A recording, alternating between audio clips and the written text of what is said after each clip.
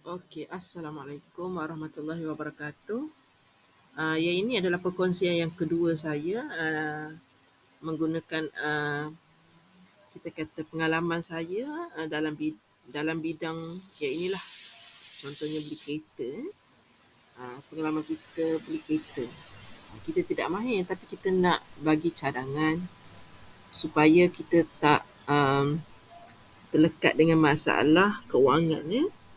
Okey, contoh saya bagi, kita beli kereta yang paling basic ya, paling basic contohnya Azia. Sekarang dia dah canggih dah, dia ada learn calculator. Semua orang boleh guna, boleh cuba cara menggunakannya. Dan cuma saya sebab cikgu matematik perakaunan, jadi saya akan lebih kepada cara pengiraan, macam mana pengiraannya berlaku. Okey, katakan kita nak beli kereta Azia, jenis yang Azia 1.0e, yang paling murah yang ini. Okey, Peninsula Malaysia, dan harga kereta tu 23,367 on the road price. Okey, so nilai ni saya akan ambil lah sebab nanti saya nak kira, nanti saya nak menggunakan nilai yang exactly macam ni. Okey, so saya copy dululah. Okay, sekarang saya tunjuk dekat kawan-kawan nilai ni lah. Okay, so saya akan guna nilai ni nanti semasa kita berbincang. Okay, kemudian kita perlu bayar deposit lah kalau kereta, kalau kita nak beli secara hutang dengan bank. Sebelum kita buat urusan pinjaman tu, kita kena bayar sedikit deposit amount. So kat sini dia dah fixkan RM2,337. Okey, lepas tu interest rate dia 3.5%. Okey, 3.5%. Ada setengah orang dia ambil kisah tentang interest rate ni. Kemudian ada setengah orang dia tak kisah sebab dia kata bayar bulan-bulan kita tak sedar kan. Tapi kita kena ambil kisah 3.5% ni. Okey, kemudian bila kita nak buat pinjaman kereta, ada kawan saya dia buat pinjaman kereta ni dalam tempoh setahun. Ada juga dia ambil tempoh setahun sahaja. Maksudnya dia nak cepat habis. Kalau cepat habis maksudnya sebulan dia kena bayar 1,814. Okey, jadi untuk kita tidak terbeban kalau kita nak beli secara hutang, kita kena pandai discuss dengan seller tu dari segi masa ni lah. Dari segi masa, katakan kalau 5 tahun. Tadi kalau setahun 1,800, kalau 5 tahun RM412. Katakan gaji kita 1,000, maksudnya banyak benda lagi kita nak guna duit kita yang 1,000 tu. Jadi kita kena adjust dari segi nilai T ni, repayment period ni kena besar. Okay? Dalam matematik perakaunan pun kita memang ajar pelajar untuk mengira yang ini. Contohnya kalau saya ambil tadi 5 tahun, so kalau 7 tahun apa akan jadi? RM312. Okey. Dan kalau tak silap saya dah semakin, bilangan tahun ni semakin banyak lah, 9 tahun. So kalau kat sini the maximum Pro 2 bagi kat sini 9 tahun ya. So kalau kita buat loan selama 9 tahun, bayarannya adalah RM256.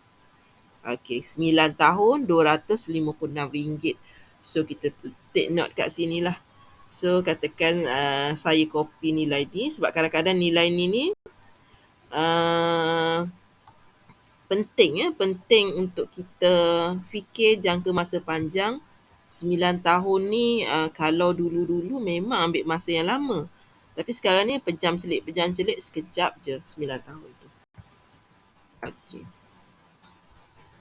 Jadi kalau kita nak beli secara hutang, kita memang tak boleh berkira sangat dari segi interest. Sebab bila kita beli secara hutang, kita kena faham bahawa duit masa sekarang ni tak sama. Duit masa kini takkan sama dengan duit akan datang. Dia punya value tu dah lari. Jadi kalau katakan kita berkira, kita tak boleh buat hutang lah. So nanti saya akan buat perkongsian kalau kita beli kereta tu secara cash, apa akan jadi, dan kalau kita beli hutang, tadi saya ambil dalam tempoh uh, 9 tahun. Okay, yang ini tadi saya kira guna kalkulator tu 9 tahun. Jadi kita ambil tempoh 9 tahun. Yang ini bergantung kepada individu, sebab itu masa tu kita boleh bincang dengan pihak bank mengikut kelayakan gaji kita lah. Okay, kelayakan gaji kita. So saya akan share kedua-duanya, kalau kita beli secara hutang dan juga kita beli secara cash. So kita patah balik dekat tadi, kat sini tadi, amount of deposit ni saya ambil juga sebab kadang-kadang apa yang saya ajar dekat pelajar saya ni, dia ada banyak jenis urus niaga. Kita tak pasti bank menawarkan interest yang bagaimana tu kita tak pasti. Jadi amount ni saya perlu ada lah. Kita perlu ada. Okey. So kita share dengan rakan-rakan macam mana benda ni boleh berlaku. So katakan kita nak beli secara cash dahulu. Okey, kita fikir secara cash dahulu. Memang kalau saya pada tahun 2003 dulu, saya rasa benda ni mustahil. Membeli kereta secara cash ni adalah mustahil pada masa tu. Okay, so katakan kita fikir nak beli secara cash. Okay, so kita cuma plan. Kita cuma plan bagaimana nak mengadakan 23,367 ni. Macam mana kita nak plan tu? Kita bukannya nak beli kereta hari ni terus beli. Bukan, kita kena plan. Macam mana nak mengadakan. Sebagai contoh, sebab ini kita ambil pengalaman peribadi lah ya. So selepas kita beli secara cash, nanti kita akan rasa macam kita tidak terikat dengan hutang. Okey. Untuk beli secara cash, nak mengadakan 23,000 tu memang kita rasa agak mustahil, tetapi kalau kita usaha, insya-Allah kita boleh dapat. Okey, sebab setiap orang dia ada target bulanan dia nak saving, nak buat berapa saving secara tetap, dia dah ada. Okey, dalam diri masing-masing tu dah ada. Ada yang RM50 sebulan, ada yang 100 bulan, ada yang 200 bulan, ikut kita punya target. Okey, katakan kita nak beli kereta. Okey, katakan benda ni saya sekarang berada pada tahun 2022. Contoh kita nak beli kereta 2 tahun akan datang. Okey, 2 tahun akan datang. So maksudnya kalau nak sedapnya, saya nak ada dalam simpanan saya 24,000 lah. Okey, 24,000. Okey, jadi katakan saya mula dengan kita mula dengan sekarang ni, contoh bulan yang terdekat ni bulan 6 lah. Bulan Jun. Okey, saya mula simpan. Contoh, saya beri contoh saja. Tidak semestinya 1,000. Bulan Jun saya simpan 1,000. Okey, Jun, Julai, kan? Julai, Ogos, September, Oktober, November, Disember, 1,000. Setiap bulan. Kalau susah nak tulis 1,000 ni, kita tulis 1K pun tak apa, tak ada masalah. 1K, 1K. Tapi duit yang kita simpan ni jangan diusik lah. Kita buat satu akaun yang kita tak boleh nak withdraw dia. Tak boleh nak usik, walaupun kecemasan tak boleh usik. Yang ni duit dalam tabung buluh boleh pecah kan. Yang ni kita cari yang boleh fix deposit supaya biar dia bertambah, jangan berkurang. So kalau kat sini kita tengok 1, 2, 3, 4, 5, 6, 7. Saya akan buat ulangan ini sebanyak 24 kali. Sebab nak suruh jadi 24,000 tu, Saya kena keep going simpan selama 24 kali. 24 kali. Okey. So, 2 tahun akan datang, 2 tahun akan datang, duit ni akan menjadi RM24,000. Okey. Maksudnya kita plan 2022, kita akan insya-Allah kalau kita ada rezeki, kita akan beli kereta pada tahun 2024. Maksudnya planning kena cantik dan kena berdisiplin. Okey, konsepnya sama juga dengan konsep kutu, tapi yang ini kita panggil kutu secara peribadi. Kita kena disiplinkan diri kita. Okey, ada katakan rakan-rakan nak bertanya, macam mana kita nak simpan 1K tu, nilai tu terlalu besar. Okey, untuk yang dah berkeluarga, mungkin dia boleh buat tabungan. Suami 500, kemudian isteri 500. Pakat 2 tahun akan datang, kereta baru. Macam tu. Dan kita bukannya bila kita dah berusia macam ni kan, kita bukannya nak ke arah kereta mewah, bukan. Kita maksudnya asalkan tidak kereta tidak rosak, macam tu lah. Okay? Kita bukannya nak kemewahan, tapi itu adalah satu keperluan. Okay? So di akhir pada bulan tertentu nanti pada tahun 2024, maka bolehlah kita dapatkan sebiji kereta Azia. Saya bagi contoh yang paling ringkas lah tadi, kereta Azia. Okey. Sepanjang 2 tahun ni, sebenarnya kita tidak dikenakan sebarang interest sebab kita menabung dahulu. Okay, kita menabung dahulu. Di akhirnya, objektifnya tercapai, kita akan memiliki sebuah kereta Azia. Mungkinlah harga tu naik, tapi kita dah lebihkan tu. Daripada 23,000 lebih, kita dah ekstrakan jadi 24,000 supaya mudah dari segi pengiraan. Okey, iaitu cash. Maksudnya kita kena main kutu peribadi secara solo ataupun dengan suami isteri, ataupun macam kalau ada anak-anak, join sekali. Maksudnya amount tu akan menjadi lebih ringkas. Okey, ataupun lebih munasabah lah untuk kita simpan. Duit yang ini jangan diusik. Okey, jangan diusik. Okey, yang ini maksudnya kita kena ada matlamat lah. Okey, ada matlamat dan kita cuba capai. Okey, macam mana pula kalau dari segi kita beli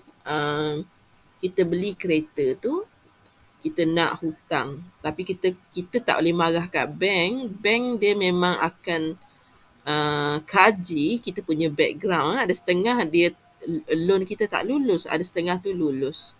Okey, kalau risau loan tidak lulus, maka rakan-rakan boleh rancang pembelian tu dari sekarang lah. Maksudnya sekarang 2 tahun akan datang baru beli. Kalau kita agak-agak bank tidak luluskan kita punya permohonan pinjaman.